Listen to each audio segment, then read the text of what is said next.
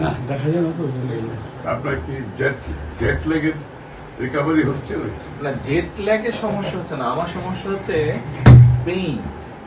ওই যে দাঁড়ায় দাঁড়ায় দাঁড়ায় দাঁড়ায় মানে এই কয়দিনে মিলিয়ে গতকালকেও তো জিপের থেকে বাসে একটু ইজি হয় দাঁড়িয়ে করা, জিপে তো বসে মানে 3 দিনে 8 আওয়ার্স আমি হাফ করেছি।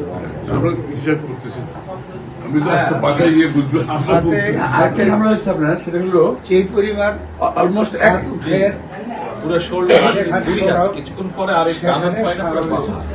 এক পায়ে উঁচা নিচে ছিল না।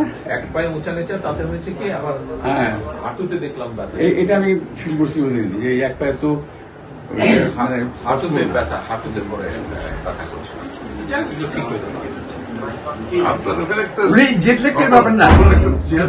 আজকে দিয়েছে, আজকে ফিক্স করেছে যে আমি ওদের বললাম যে আমাকে এখানে একটা chair, folding chair, back support সহ ইয়েস, ওই যে ফোল্ডিং চেয়ার থাকে যে বাসের মধ্যে, ঠিক ওই চেয়ারটাই মাইক্রো বাসে থাকে না, ফোল্ডিং চেয়ার, ওই যে ড্রাইভারের সিটের পাশে, ওরকম একটা লাগিয়েছে আজকে। আপনার মানে পুরো বডি শেপের সাথে টাচ জি। করে যাতে প্রেশার না হয়। জি, ওরকম।